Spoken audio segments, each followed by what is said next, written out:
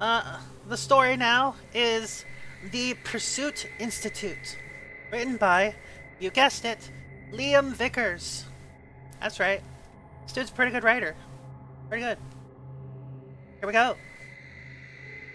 2 years ago, a bunch of my friends and I went on a school-sponsored trip to Alaska, set up by the Pursuit Institute. I was placed in a group with 10 other students, and 2 adult chaperones. Another group was also made up of similar numbers, and each group would start at one location, and then we would switch places halfway through. The trip would consist mostly of hiking and backpacking in Denali, where we would camp in tents, and then hiking near the Kenai Peninsula, where we would stay in a cabin. We arrived in Anchorage about 2 in the morning, but it was still light out as Alaska never really got dark that time of year. Our groups parted ways after claiming our baggage, and my group began our trip by driving to Denali National Park, where we would be spending the next several days. We had a great time, and before we knew it, it was time to meet up with the other group and trade places for the second half of our trip. We converged in front of a supermarket, and the two groups swapped stories and shared some laughs. It was all fun, but I couldn't shake the feeling that something was wrong with the other group. Their stories would become would their stories would be incredibly vague, or they would just stop halfway through as they caught themselves from mentioning something without even realizing it. It was all incredibly eerie, but no one but me seemed to notice. When I tried to question them further or go into detail about their trip, they would simply become dazed and say that it was really all just a blur. Then, getting defensive, they would ask me details about our trip so far. I scoffed and tried to remember a specific event, only to find that I didn't really remember much either. In fact, as I began listening to my group's own stories, we were being just as vague as them. It was all so strange that no one, not even I, immediately noticed that the other group was short one kid. Suddenly, though, it hit me. "Where's Josh?" I asked the group. Everyone turned to face me. Their eyes seemed glazed and cloudy as their faces reflected my own confusion right back at me. What they said next made my blood run cold.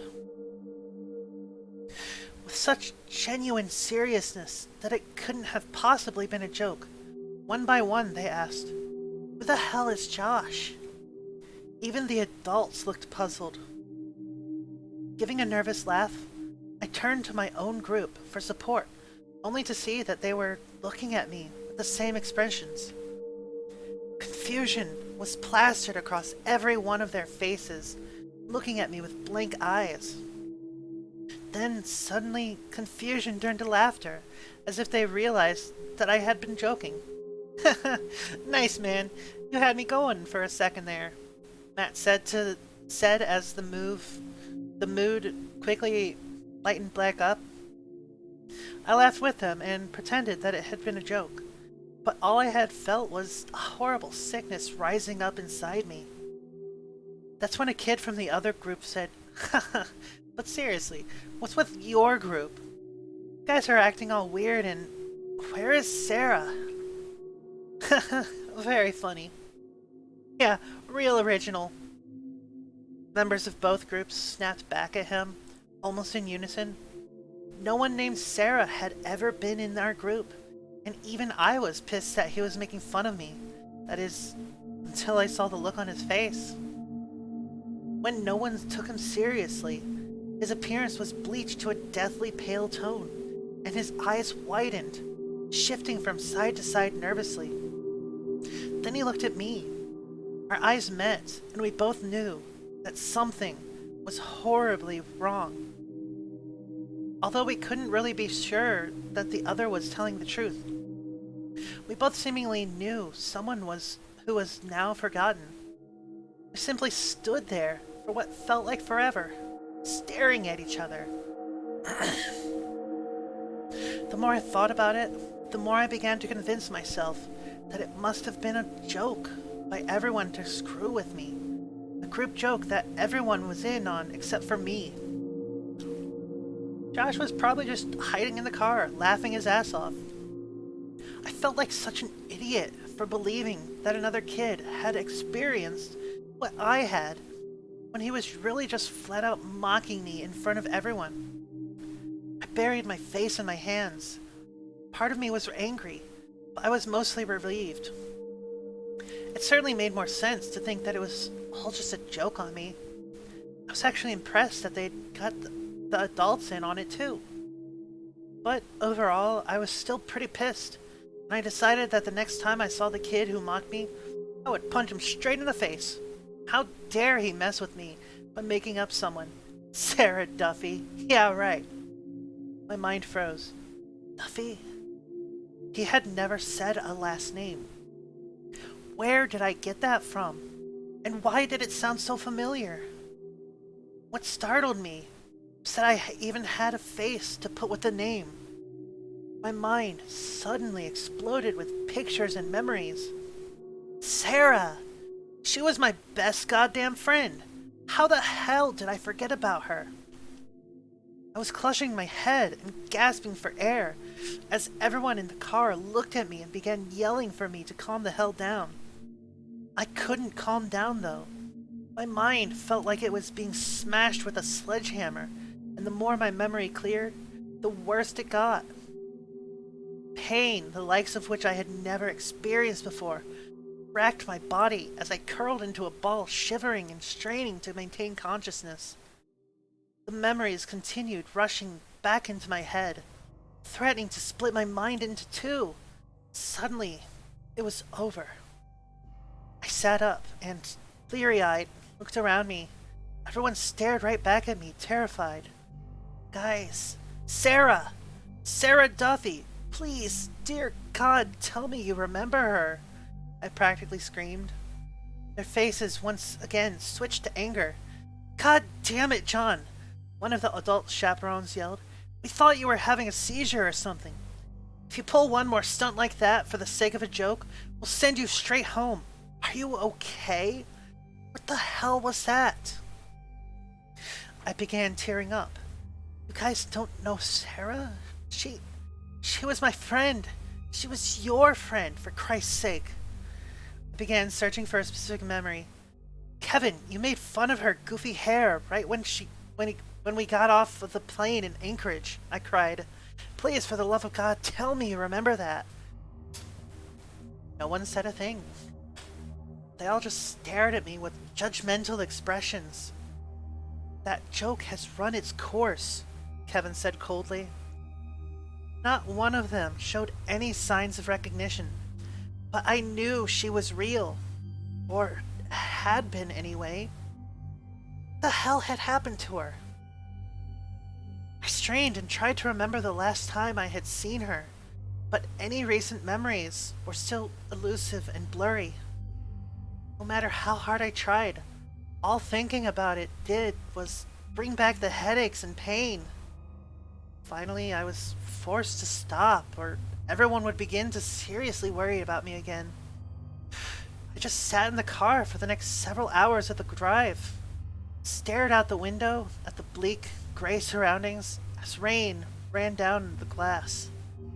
It had been raining since we arrived in Alaska, and it showed no signs of letting up for the next couple of days at least. Butter, thank you so much for the host. Welcome, welcome. How you doing, Butter? Hope you're doing well. Reading creepypastas. Yay!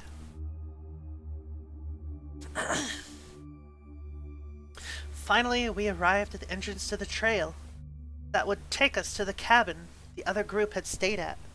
We unloaded our packs, strapped them on, and set out on our 7-mile hike to where the secluded lakeside cabin lay. It was about 2 in the morning, but since it never really got dark out, our plan was to hike in immediately, get there by 5, so as to have a full day ahead of us. That being said, however, The constant rain and low-set clouds made for poor visibility, and the hike in was a struggle, to say the least.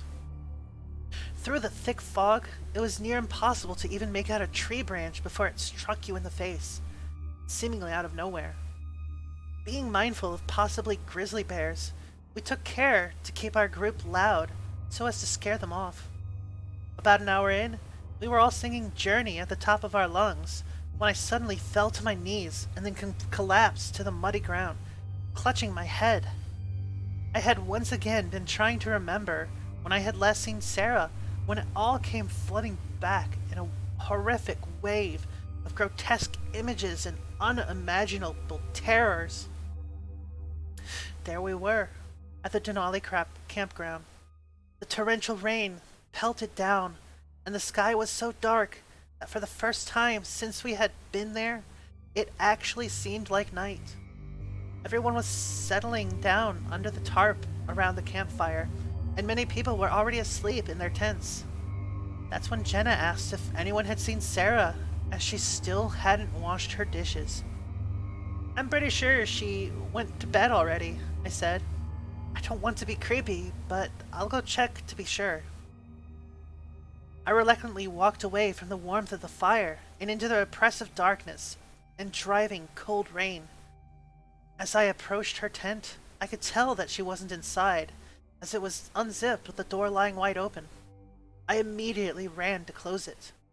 What an idiot, I thought to myself. The tent is completely soaked inside now. That's when I heard her muffled, agonizing scream. It came from somewhere in the woods, surrounding the campground, and I, without thinking, immediately ran off into the forest after her. After shoving my way through thick spruce and willows, I reached a clearing where I could barely see Sarah's body on the ground as some thing, which was mostly obscured by trees and underbrush, was ripping her open. She was screaming with all her might, but the thing's bony, hooked hand was covering her mouth. Its long fingers curled almost all the way around her head. The sound of her death was horrendous, as bones snapped, skin was peeled away. I wanted to help, but couldn't bring myself to move. Sarah was long dead by the time I realized that the creature was beginning to wear her. It had hollowed her out, was now sewing her lifeless corpse onto itself. I was still paralyzed with fear when it suddenly turned towards me.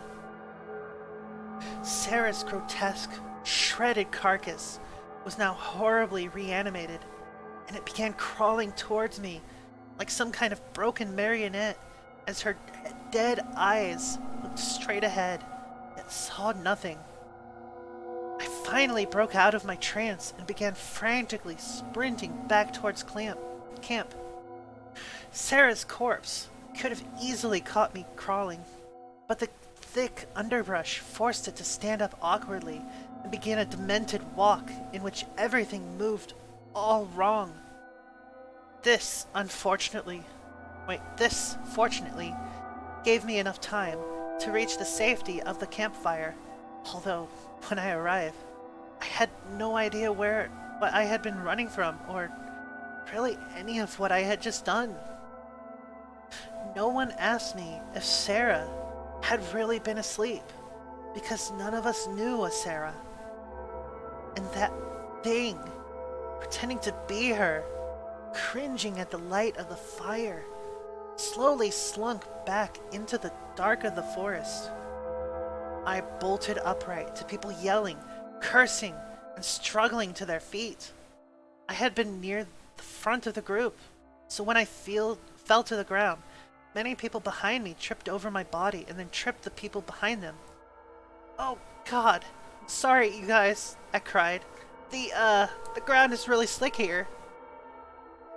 Grumbles were heard and several insults flew my way, but we all eventually got up and continued moving.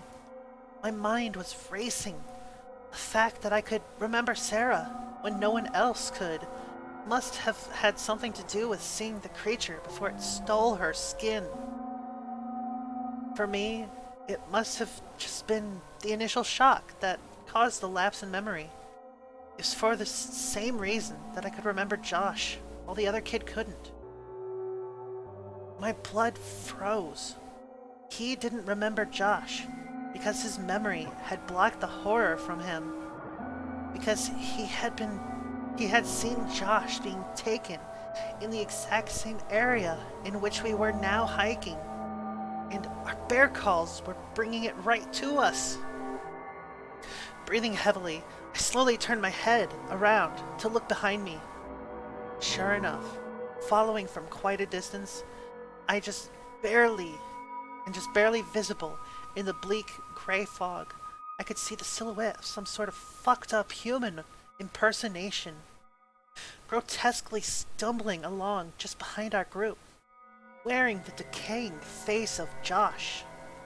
Its limbs swayed and bent in directions impossible for a human to imitate, and there were seams where the skin split away, was held together with nothing but a few fleshy strands. When the creature saw me looking, it darted away off the path, but I could tell that it was still following us.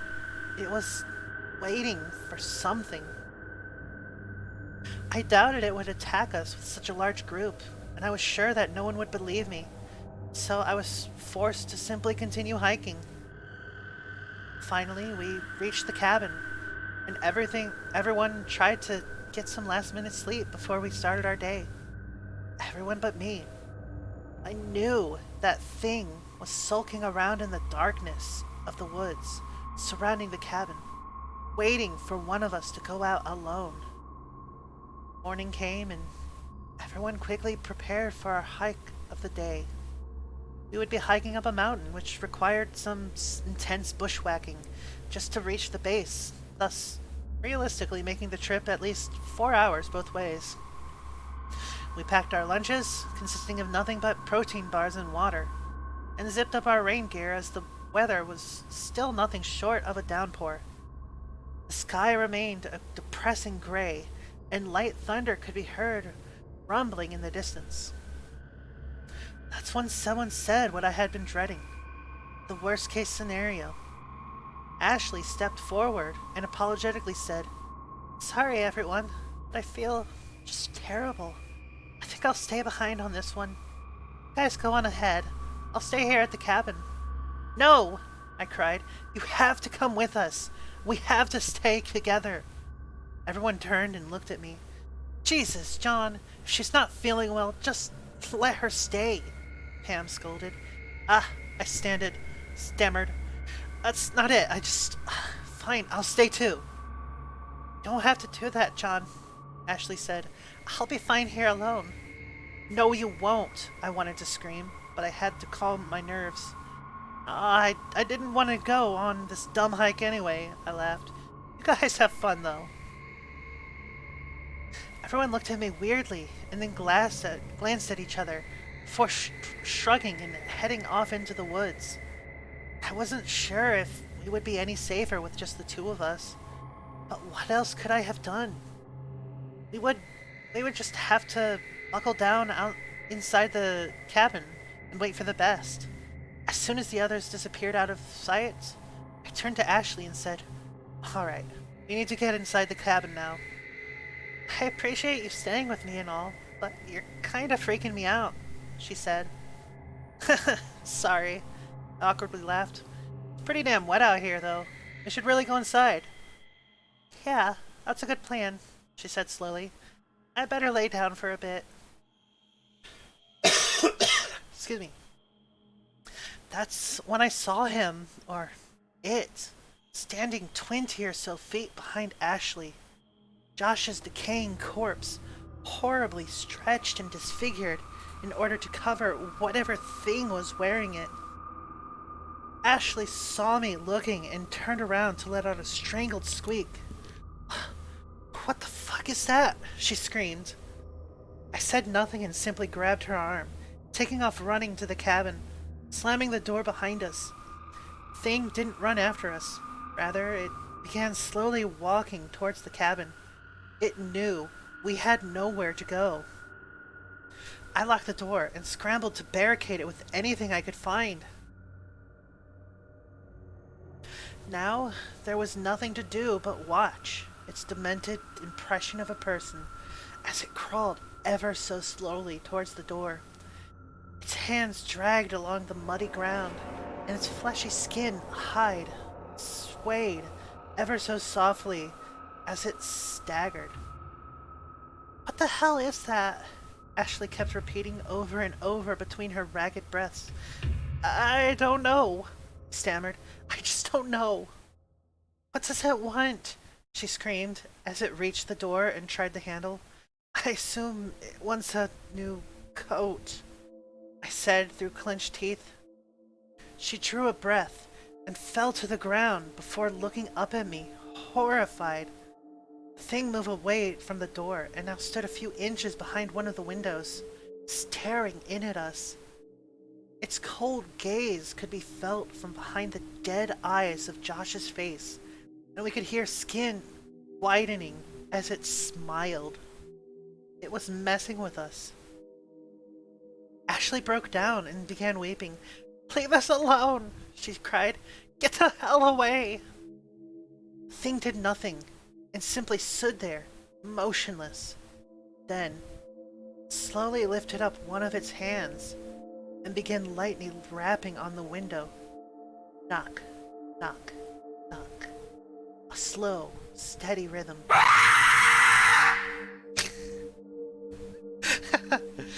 Well done, Star Mist. Well done. God damn it. It had no intention of breaking the window or anything. It just wanted to let us know that it was there. Not that we needed the reminder. I couldn't take my eyes off of it. This continued for several hours as the sunlight slowly faded and the rain and wind picked up. Soon the sound of it knocking was almost drowned out, and I was having to strain to see it in the dim light. Heavy sheets of water whipped around and obscured its form. At one point, I let my eyes wander for too long, and when I looked back, it was gone. The knocking had stopped. I bolted upright, just in time to barely catch a glimpse of it disappearing around the side of the cabin. This is bad, I said. I think it's tired of waiting. Ashley let out a squeal and buried her face in her hands. I wasn't sure if I could get in from anywhere else. Wait, I wasn't sure if it could get in from from somewhere else, but it clearly knew something we didn't. It's okay, I said, thinking fast, trying to pep talk myself more than anything. All we need to do is wait for the others to get back. They should be here any minute now. Who? Ashley asked. The rest of our group, I said. Kevin, Lauren, Pam, those guys. Remember? I don't know who you're talking about, she stated, looking at me puzzled. It's always just been the two of us. My heart practically stopped, and as I sank to the ground in despair, I began to hear knocks all around the cabin. Oh. And that's the end of that story. That was the Pursuit Institute by Liam Vickers.